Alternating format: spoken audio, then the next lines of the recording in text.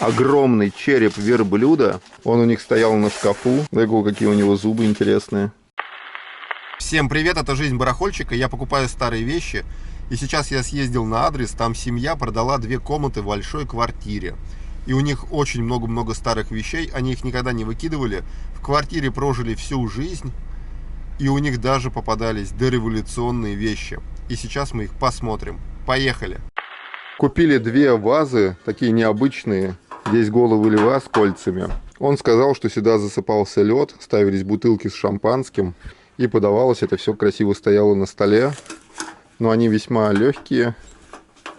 Здесь одной ножки не хватает. Говорит, что они еще с времен Великой Отечественной войны, что вот это не продали. Они сохранились до сих пор. Но не знаю. Купили по 2000 рублей за каждую. Здесь, правда, дырка. 2 изумительные вазочки Касли или Куса. Касли. Это года 70-е, 80-е. Купили их мы по 1000 рублей. Очень красивые.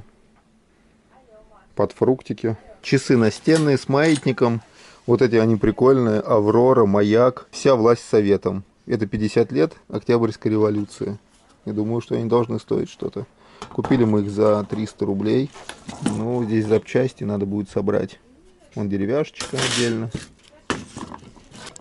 Вазочка для фруктов. Купили за 500 рублей. Латунная, сверху никелированная. Подсвечник такой. Тоже за 500 рублей. Это, возможно, фражен, но вряд ли. Клеем я никаких пока не обнаружил. Но такой 3-рожковый, антуражненький.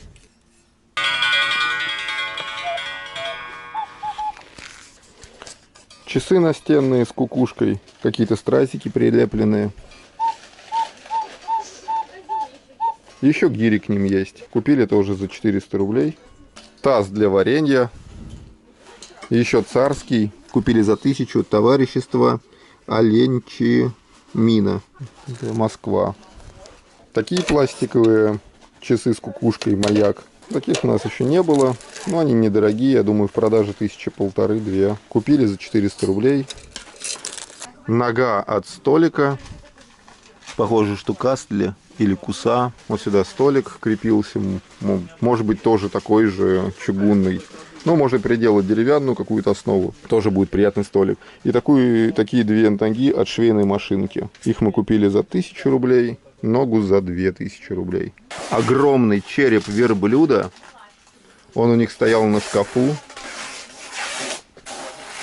Ого, какие у него зубы интересные. Купили мы его за 3000 рублей. Супер антуражный. Позвонок. Купили за 500 рублей. Не знаю, от какого животного. Может, вы подскажете. 2 комплекта латунных ручек со всеми причиндалами. И такой вот крючок на цепочке. Всю коробку мы приобрели за 1500 рублей. И вот здесь он тоже какая-то еще. Ну, так ее особо не смотрели. И тоже пингалет какой-то. И здесь такие штучки. Обалденная тарелка, чугунная. Касли, 1900 год. Вот двуглавый орел. П. Тепляков. Х. Номер 3 вроде бы. Вообще обалденная. Но сначала мы предложили 1500, и в итоге купили за 3. Запчасти, даже не запчасти, разобранный столик. Такой интересный, хорошенький. Его надо собрать. Мы его на адресе собрали. Он получился, все хватает. За 2000 рублей купили, но теперь надо его склеить и собрать. Изумительная, потрясающая, умопомрачительная вазочка. Я не знаю, для духов. Просто обалденная. Это урановое стекло. Здесь золочение. И такая вот, не могу понять, это пробка. Здесь вот тоже золочение. Может, кому встречались такие? Она офигенная. Купили мы ее за 2500.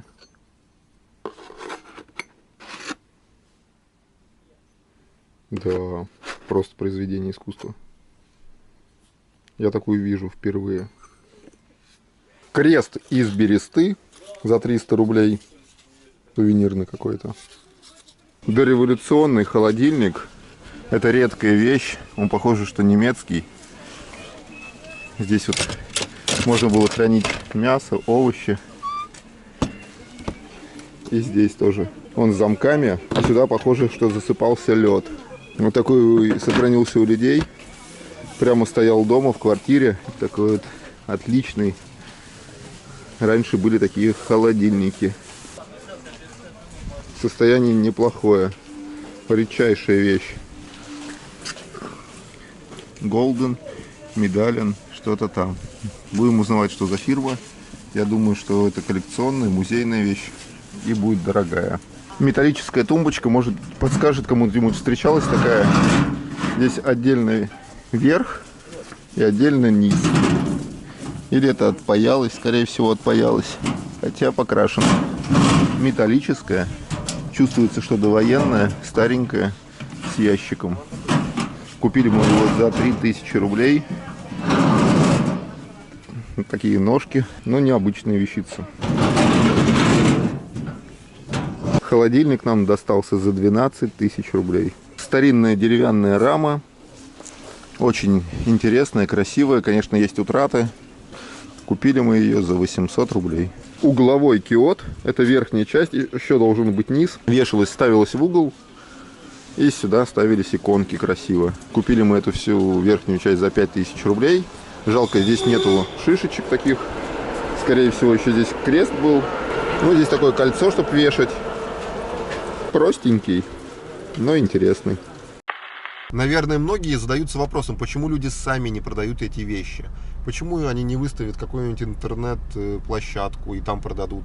Либо сходят, посмотрят цены и какую-то цену выделят и будут продавать по этой цене. Я раньше тоже так думал, что какие-то люди странные или что-то такое. А потом я понял, что это просто не их. Им вообще это не надо. Раньше я когда покупал вещь какую-то за 1000 рублей, ставил цену 3500. И ценник так прятал, думал, ой, а вдруг кто-то придет и скажет, а, ты у меня купил за 1000, а за 3500 продает. Это нормально.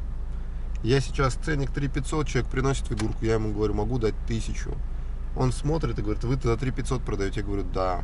И он говорит, ну забирай за 1000. И это норма. Это вот как я в двигатель, я в жизни не полезу в двигатель. Я вот в автомобиле, вот хоть убей, я там ничего не хочу даже рядом стоять и вот разбирать, смотреть. Я ничего не понимаю, мне это не интересно. Сказали 20 тысяч рублей, 30, 50. Вот заплатил, закрыл глаза и пошел. И также они, им вообще это не надо, это их, не их интересы, не их история. Им, как бы история это может быть и их, но просто это не их как бы тема. Они работают на работе, у них все хорошо, или там наоборот что-то нехорошо, но им лень продавать. Кому не лень продавать, они все продают в интернете, они все ищут и ходят по кругу по антикварным магазинам из одного в один и говорят там, кто на 10 рублей, на 100 рублей больше даст и продаст.